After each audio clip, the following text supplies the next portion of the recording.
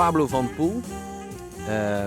Present. Ja, wat zeg jij als jij op een camping in Zuid-Frankrijk op een bankje zit te kijken naar mensen die aan het Jeu de Boule zijn. En naast je zit iemand die je niet zo goed kent en die vraagt aan jou, wat doe jij eigenlijk voor werk? Dan zeg ik zit in de entertainment-industrie. Nee. Nee, grapje. Ik zeg dan dat ik muzikant ben. Ja, dat is gewoon de vorm muzikant. Ja. Zo zie je jezelf ook. Ja. Niet als gitaargod, rockster. Nee, ik zeg gewoon muzikant. En ik ben soms iets te nederig als ik mensen voor het eerst ontmoet. Want dan zeg ik gewoon muzikant. Dan zeg ik zo, oh, leuk. En dan merk ik soms als ik dan langer met iemand blijf praten, dan zijn ze, oh, huh, wat? Oh, dat. En dan denk ik, nou ja. Ja, dat klopt. Dat doe ik allemaal. Maar dat is niet... ik ben gewoon muzikant, eigenlijk. Ja. Wat is dat je daar niet mee koketteert? Zit dat gewoon niet in je of is het iets Limburgs? Ik weet niet of het typisch iets Limburgs is. Het is misschien wel iets typisch Nederlands. Ja, nou ja, ik denk dat dat gaat over bepaalde normen en waarden die je hebt. Dus ik zie mezelf niet als beter dan iemand anders. Dus als ik zeg, ik ben muzikant, dan denk ik aan al die vrienden van mij die ook muzikant zijn. Dan denk ik, ja, dat is de club waarin ik thuis hoor. En hoe veel of weinig succes je dan volgens hebt in het werk dat je doet, is in eerste instantie niet zo relevant. Nee, je kijkt niet naar status. Nee. Ben je geworden wat je als klein kind altijd had willen worden? Ja, dat is heel grappig. Als ik daar nu aan terugdenk, het was voor mij zo logisch altijd dat ik muzikant, of ja, gitarist of muzikant zou worden. Dat was al op de basisschool zo. En toen op de middelbare school, ja, toen was gewoon vanaf, ja, ik zat altijd gitaren te tekenen in de lessen. En op een gegeven moment ging het dan over van, ik kreeg zo'n loopbaanbegeleiding. En dan zei ja, wat wil je doen? Dan zei ik, ja, naar het conservatorium. En dan waren er leraren die zeiden van, of mentors of zo, die zeiden dan van, ja, je moet ook een tweede keuze hebben. En dan had ik altijd zoiets van, ja, weet ik niet. Ik heb geen tweede keuze. En op een gegeven moment had ik in mijn hoofd, oh ja, dan zou ik kunstacademie gaan doen of Engels gaan studeren. Maar dat voelde altijd als zo van, ja, dat gaat toch niet gebeuren. Ik ga muzikant worden. Een soort moedje omdat dat verlangd werd. Een soort tweede keuze omdat iedereen zei je moet nog wat achter de hand hebben. Ja. Ja. Als je dan even teruggaat naar vroeger, toen je kleine Pablo was en je zei ik wilde altijd muzikant worden. Werd dat van huis uit gestimuleerd? Hoe stonden je ouders daarin? Ja, dat werd heel erg gestimuleerd. Wat ik ook heel grappig vind, want er zijn natuurlijk genoeg ouders die misschien zoiets hebben van, ja, daar is geen geld in te verdienen en seks, drugs en rock'n'roll, dat is niet het leven wat ik voor mijn kinderen zie. Maar mijn ouders waren altijd super supportive. Ze waren ook streng, maar op een heel grappige manier eigenlijk. Dus ik wilde gitaar spelen. Ik was 8 of zo toen ik besloot van oké, dat wil ik gaan doen. Toen ben ik gaan sparen voor mijn gitaar. Heb ik zelf mijn eerste gitaar bij elkaar gespaard. En mijn ouders hebben volgens mij de laatste 50 gulden of zo gesponsord. Of voor mijn verjaardag gegeven. En toen zeiden ze, maar dan moet je wel op gitaarles. Ja, en zo geschieden. Ja, en dat ben ik gaan doen. En dat vond ik verschrikkelijk. En toen heb ik echt al na een jaar of zo dat ik zoiets had van ja, dat ik gewoon ook, ik oefende niet voor gitaarles. En ik weet je wel, ik wilde Metallica spelen. Dat kon ik niet, dat was ik nog helemaal niet. Ik was geen natuurtalent. Maar op gitaarles kreeg ik dan een gitaarboekje, Gitaarstarter heette dat. En dan moest ik Old MacDonald Had a Farm gaan spelen van bladmuziek. Ja, dat heeft helemaal niks te maken met waar mijn muzikale hart toen al lag. Dus dat vind ik ook wel een gemiste kans van mijn toenmalige gitaarleraar. Maar goed, uiteindelijk kwam het allemaal goed toen ik Nirvana ontdekte. En mijn gitaarleraar volgens mij wel merkt van ja, deze jongen wil gewoon die muziek spelen. En toen heeft hij me het powerchord uitgelegd. Dat is een heel simpele greep waarbij je eigenlijk 2 noten tegelijk speelt. En dat kun je daar elk liedje dat bestaat mee spelen. En zeker Nirvana, dat is helemaal zeg maar gestoeld op het powerchord. En toen kon ik ineens een paar Nirvana-nummers spelen. En dacht ik, oh, dit is cool. Ja, en toen toen was ik voelde je gemotiveerd. de rocker in je naar boven komen. Toen Ja. dacht je, was dat echt de springplank dat je dacht, nu gaat het gebeuren. Ja. Ja. Het powerchord. Ja. Als we even kijken naar wat jij allemaal doet, want je doet echt veel. Je hebt de samenwerkingen, gastoptredens, je hebt solo-projecten, je hebt de bokkeriers. Nu, Mhm. ik spreek het goed uit, dat is bokkeriers. ja. Hè? Ja, gaan we het zo meteen nog over hebben. Maar het moederschip blijft toch wel de wolf, toch? Ja, zeker. Ja. De wolf is ook een soort... Ja, de wolf is altijd daar. Ja. En dat zal ook nooit weggaan. En dat is... Ja, als het heel druk is met de wolf, dan zie je dat dus ook in dat al die nevenactiviteiten een beetje op een lager pitje gaan. Als het weer minder druk is met de wolf, dan is er in één keer meer ruimte voor, weet ik veel, om andere bands te produceren of dus een project te starten als de Bokrijders. Maar ik ben ook heel slecht in time management, dus ik verkijk me ook vaak op hoeveel tijd dingen kosten, hoeveel energie dingen kosten. Dus ik heb bijvoorbeeld, Bokrijders is wel een grappig voorbeeld. Ik ben dat begonnen... Ja, wanneer was dat? In ieder geval in een tijd dat we niet zoveel te doen hadden met de wolf. We hadden eigenlijk best wel een rustige periode toen. En dacht ik ga een metalband beginnen. En uiteindelijk kwam het zo uit dat we een plaat gaan releasen in september nu. Aanstaande september. En dan ook een paar optredens doen, want we hebben vrij met de wolf dan. En dan kom ik er dus achter, als het puntje bij paaltje komt... Oh shit, we hebben met de wolf een theatertour in december, januari. En die repetities, die zijn dus in die periode. Dus nu heb ik in één keer zo... Wat eigenlijk een soort vrije periode was, die is in één keer helemaal dichtgeslipt. En ik had ook nog opnames opstaan met die band. En dus ik moet een keer gaan leren dat er maar 24 uur in een dag zitten en 7 dagen in een week. En dat ik die niet helemaal kan vol plempen met van alles en nog wat. Ja, want je zegt het al, 20 jaar de wolf. Ja. Hij is gewoon een enorme mijlpaal. Zeker als je zelf een jaar of 35 bent. Ik ben 34. 34, excuses. Ik geef niet. Nee, maar goed. Ik zie eruit als 35. Ja, precies. Nee, maar er zijn heel veel bands die houden dat niet eens vol. En ik heb wat oude interviews teruggekeken. En eigenlijk Luca, Robin, jouw bandgenoot in de wolf. En jullie zeggen eigenlijk altijd al... De wolf, daar wil ik alles voor geven. Dat mag voor mij altijd blijven duren. Is dat een soort... Worden jullie zeg maar de Limburgse Rolling Stones als het gaat om samen oud worden op een podium? Zeker. Ik zie echt geen enkele reden waarom het op een gegeven moment zou moeten stoppen. Wij vinden het mega leuk. We hebben echt nog steeds ontzettende lol bij elke show. Er is ook heel veel ruimte om lol te hebben. Zeg maar dan bedoel ik muzikale lol. Dus wij zitten niet aan strakke, rigide producties vast. Oh, tot op de seconde getimed. Eergisteren speelden we in Duitsland. Zeiden we tegen elkaar, fuck it, laten we een jam set doen. En we hebben echt 3 nummers achter elkaar gespeeld die...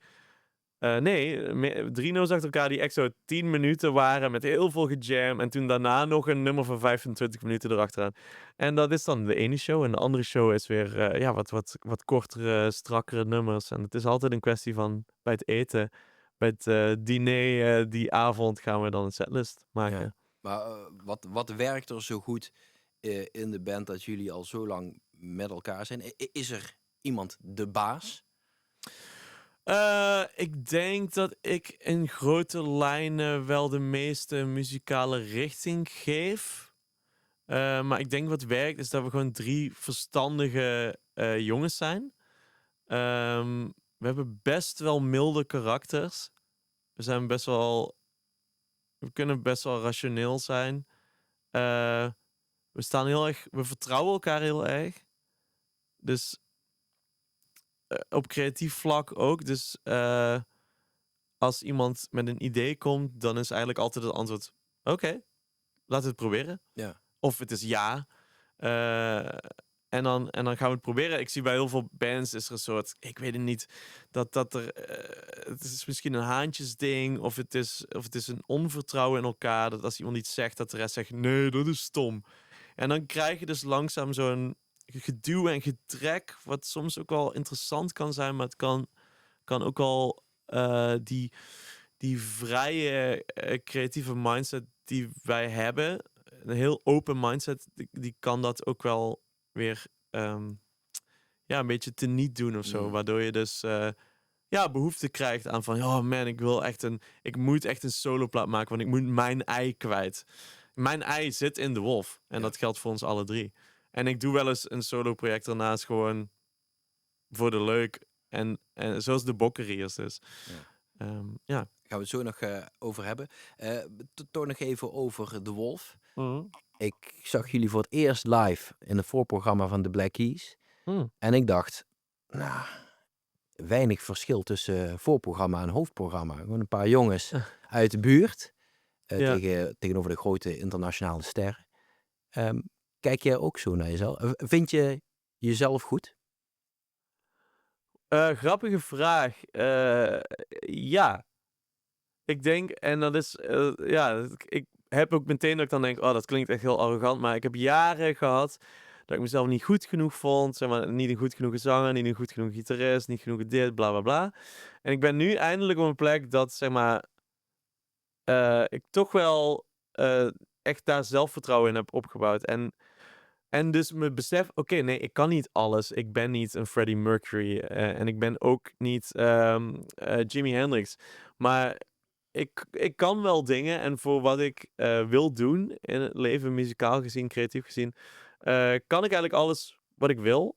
En ook dan nog goed genoeg of zo. Want dus naast het gitaarspelen en het zingen ben ik ook songschrijver en producer. Ik heb een studio helemaal in elkaar gedraaid, gesoldeerd. En die kan ik opereren. En ja, ik denk dat ik nu misschien op een leeftijd en op een plek ben dat ik daar gewoon ook trots op ben. En dat ik denk, ja, ik denk wel dat ik over bepaalde kwaliteiten beschik. Ja, je zou een kaartje kopen voor je eigen concert.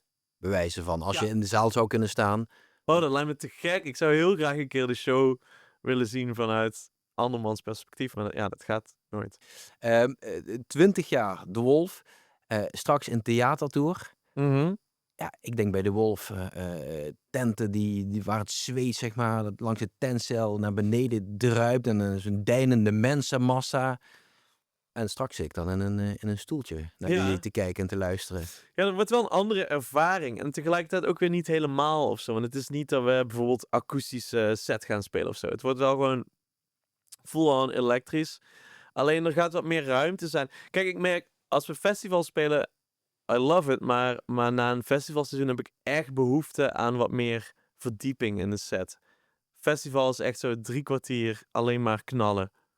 En in een club kun je, dan heb je, soms hebben we dan 2 uur, dus dan kun je iets meer werken aan een verhaal in de set. Dus je begint wel met een knallen, maar dan kun je op een gegeven moment gas terugnemen. En dan ga je misschien wat ballads spelen. En dan lange uitgesponnen nummers. En je kunt een verhaal vertellen in die set.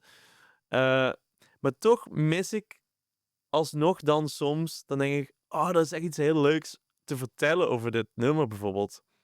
Alleen, ik voel die vrijheid niet om dat te doen, omdat mensen staan en mensen, weet je wel, en je wil ook een bepaald momentum behouden. Dus je hebt net een nummer gespeeld en je wil misschien wel dat het overvloeit in een volgend nummer, of je wil meteen erachteraan gewoon een groot contrast creëren door na een rustig nummer iets heftigs in te zetten.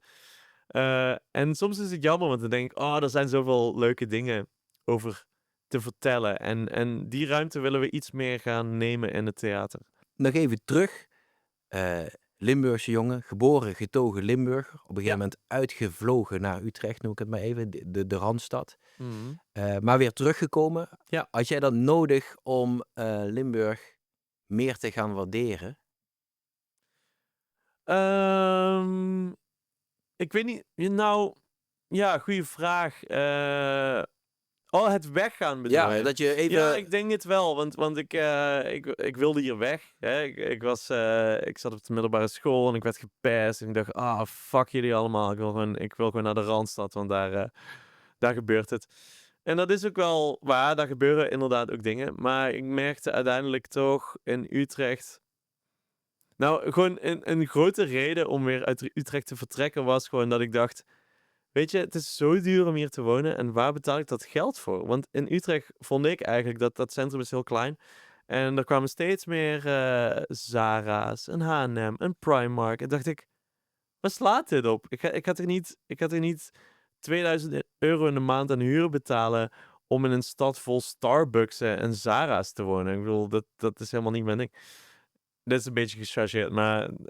En toen ben ik gaan kijken van, naar buiten Utrecht, ja... Heb ik ook geprobeerd alles. Heb ik in Leerdam gewoond. Dat was het voor mij ook niet helemaal. En toen dacht ik kom toevallig uit uit een regio waar gewoon de huizenprijzen nog best wel oké zijn. En toen ging ik in één keer denken, dacht ik, ik vind het ook altijd, als we spelen in Limburg, vind ik het zo leuk om weer terug te zijn.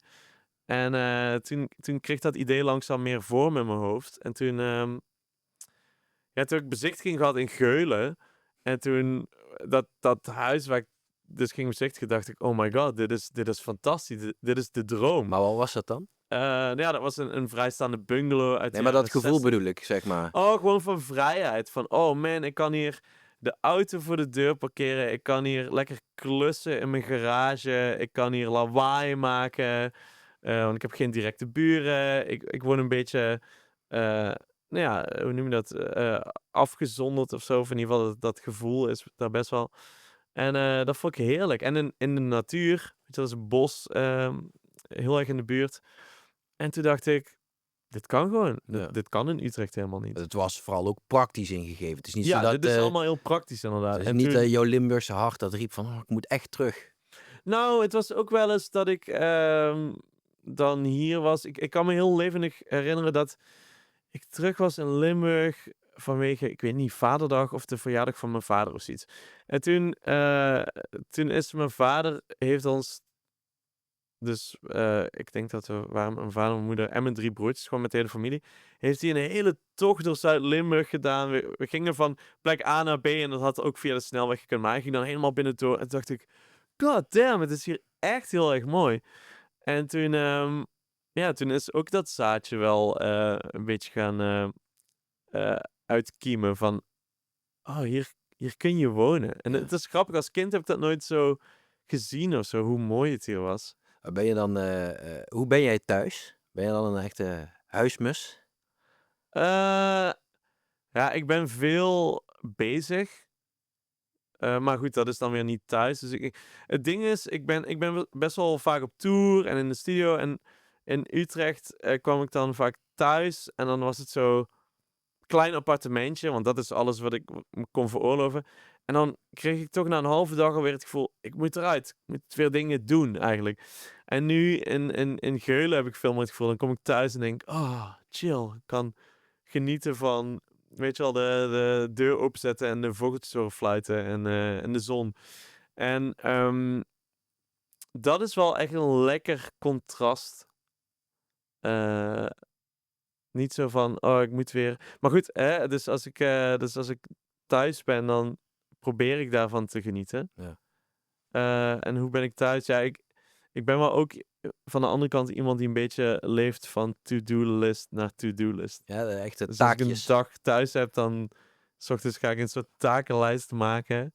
Dan zien we jou daar met de heggeschaar, de heg bijwerken en onkruid wieden. Ja, mijn vriendin is meer van de tuin.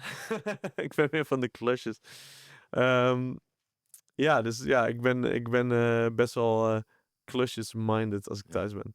Hey, zo'n project, hè, want we hebben het een paar keer gezegd, Bokkeriers, jouw metal uitstapje in het Limburgs, tenminste Ja. Iemand anders zingt, maar zo'n project, had je dat ook kunnen maken als jij nou nog in Utrecht had gezeten? Of is die Limburgse grond daar wel echt voor nodig? Nee, daar is de Limburgse grond wel echt voor nodig. Ja. Ja, sowieso omdat... Ja, dat heeft echt te maken met dat ik hier weer ben. Dus mijn jongste broertje Vince, die woont in Sittard. En omdat ik hier weer woonde, dacht ik, het zou heel leuk zijn om met Vince iets te beginnen, een band. En Jordan, een vriend van ons, die heb ik ook puur leren kennen, ja, via Vince. En omdat Vince hier woont. En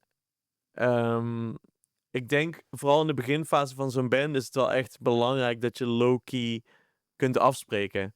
Dus bij elkaar in de buurt woont. Ja. Zeg maar, als je echt van 2 uur ver moet komen, dan ga je met iets te veel anticipatie of verwachtingen dat repetitiehok in. En dan is het zo van, oké, nu moet er wel iets gebeuren. Nu is het gewoon, spreken we af en toe af en dan gaan we iets maken. En soms komt er niks uit en soms komt er iets heel vets uit. Ja. Ook daarmee ga je toeren ook in het najaar, dacht Ja. ik. Hè? Dus dan kunnen we het allemaal gaan zien en vooral horen. Is het vreemd om jezelf dan niet op zang te horen? Nee. Nee, maar het is ook door het soort zang. Ja, Dus ja. het is, de reden dat ik niet zing is omdat er flink gegrunt moet. Kijk, de muziek leunt soms best wel tegen een soort doom of stoner, hele zware stoner aan. En als ik daarop zou zingen, dan zou het echt meer stoner zijn. Maar doordat Jordan daarop grunt, is het echt metal. En ik kan dat helemaal niet. Nee, en in het Limburgs. Je In het spreekt, Limburgs, je ja. spreekt wel Limburgs zelf. Ik spreek wel een beetje, kan wel een beetje plat. Voelt het vreemd? Ja, een beetje. Waar ligt dat aan? Eh, Is dat iets heel privés? Ja, misschien wel. Misschien is het iets privés, maar het heeft ook puur te maken met wederom een praktisch aspect. Dus dat gewoon tot mijn 18e heb ik eigenlijk überhaupt alleen maar dialect gesproken met mijn ouders. Ja, mijn opa en oma. Opa's en oma's. Nee, opa en oma, één kant. En toen ben ik naar de Randstad verhuisd. Heb ik 10 jaar gewoond. En toen, de enige momenten dat ik nog Limburg sprak, is als ik even weer thuis was bij mijn ouders. Ehm, dus ik ben het ook een beetje verleerd, maar ik ben er wel weer beter in geworden de afgelopen 3 jaar. Ja. Want als ik dus in de supermarkt ben of zo, dan praat ik toch meestal wel plat. Ja. Ik hoor je een aantal keer over familie, over je broers, over je ouders, opa, oma. Ben je heel erg een familieman? Ja, best wel. Maar ik was dat wel een beetje kwijt toen ik in Utrecht woonde. Ja, Toen liet ik iets te veel mijn leven leiden door praktische overwegingen. Als wel, het is wel 2 uur rijden heen en 2 uur terug. En dan zag ik mijn ouders dus eigenlijk iets te weinig of zo. Ik zie ze nu vaker en dat vind ik heel leuk. En ik zie mijn broertjes ook vaker. Nou goed, Luca is met mij mee van Utrecht naar hier verhuisd. Dus die zag ik al best wel vaak. Maar ik zie Vince veel vaker. Dat is ook superleuk, want Vince en ik, daar zit 10 jaar leeftijdsverschil in. Dus toen ik het huis uitging, toen was ik 17, was Vince 7. Dus ik heb maar 7 jaar met Vince bij mijn ouders gewoond. En ja, weet je al, toen ik een tiener was, weet je wel, dan ga je naar de middelbare school. Dat was in Sittard en niet in Geleen. En ik had daar ook mijn vrienden. Dus Vince en ik hebben best wel, hebben elkaar eigenlijk niet zo heel veel gezien. Dat kun je nu allemaal thuis. Dat kan ik inhalen. nu allemaal inhalen, ja. Dat vind ik wel echt leuk. Hoe verhoudt zich, zeg maar, de Pablo van der Poel die we op het podium zien, tot de Pablo van der Poel die jij privé bent? Zien we veel van jouw privé ook weer terug in interviews, in media, misschien wel een deels op het podium of in teksten? Of hou je dat wel een beetje gescheiden, die twee werelden? Nee, ik ben best wel flap uit sowieso. Dus ik ben niet heel goed in me. En ik ben ook niet goed in me anders voordoen dan ik ben. Maar kijk, op het podium ben ik wel. Ja, gekke paap noemt mijn vriendin dat altijd. En dat is ook zo. En ik weet niet, er gaat op het podium wel een soort knop om. En dan word ik een soort hele wilde versie van mezelf. Ja. Maar ja, een beetje gekke paap ben ik altijd wel. Ja. Dat kun je mooi kanaliseren op het podium. Ja, Ja. ja die gekheid. Ja. 20 jaar de Wolf, kijk je ook vooruit? En hoe zie jij jezelf over 10 jaar bijvoorbeeld? Wow, zo ver vooruit kijk ik niet zo vaak. Probeer dat wel eens, maar dan raak ik weer afgeleid en dan ben ik weer aan iets anders aan het denken. Nee, ja, goed, onze agenda die wordt heel ver vooruit gepland, dus ik weet in principe al wat ik over 2 jaar aan het doen ben. Maar 10 jaar vooruit? Nee. Ja, omdat jij het zegt een beetje op me afkomen wel. Ja, want je zegt, de Wolf, dat gaat altijd door. Dus ook over 10 jaar. Ja, ik verwacht dat we over 10 jaar nog 8 albums hebben gemaakt. Ja. En privé, hoe ziet dat er dan uit? Wil je misschien ooit kinderen of 2 Ja. geiten? Of ik noem maar wat. Ik zou wel kinderen willen of een kind. Dus ja, ik weet zeker dat over 10 jaar is dat er. En ja. Ik zie wel mijn toekomst voor me in Geul en met mijn vriendin. En ik ben van plan iets van een studiootje in de tuin te gaan bouwen waar ik echt een fijne schrijfplek van kan maken. Ja, dat is wel een beetje hoe ik het leven over 10 jaar voor me zie. Ja. Klinkt niet heel seks, drugs en rock'n'roll. Nee. Het hoeft niet erg te zijn, maar... Nee, maar dat is het ook niet. Maar of is dat een verkeerd beeld dat mensen hebben? Dan denken, nou ja, je rockt op het podium, dus dan zal het wel allemaal wild zijn.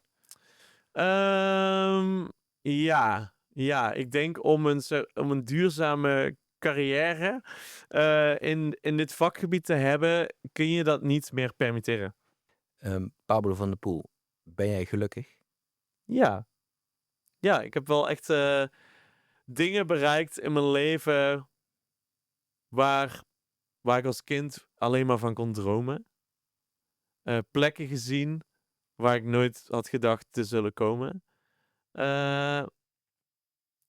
Ja, dus ik ben wel gelukkig. Ik vind het wel ook een lastige vraag, want ik ben ook wel iemand die soms zo ambitieus kan zijn. Ja, ambitieus weet ik niet of dat het juiste woord is, maar zo rusteloos dat ik ook wel altijd bezig ben zo van met het volgende of zo. Dus ik vind het soms wel moeilijk om stil te staan in het hier en nu en te kijken wat ik allemaal heb. Hè. Dan heb ik het niet over fysieke dingen, maar gewoon wat ik heb bereikt, wat er allemaal is in mijn leven, liefde. En dan te zeggen, en dan zeg maar te denken, ja, het is goed zo, ik hoef niks meer of zo. Ik heb toch altijd zo'n rateltje dat doorgaat, trrrr, maar de volgende plaat of zo, of het volgende project, of het, ja. Dus dat fuckt me soms wel eens. Dat is echt wel een soort hoe noem je dat? Zelfsaboterend aspect dat ik heb. Maar wat ook stiekem een beetje het geheim van het succes is of zo. Ja. Want als je te tevreden bent met wat je hebt of wat je bent, ja, dan waarom zou je dan nog harder gaan oefenen of nog beter je best doen of zo? Wel tevreden, niet te. Ja, precies.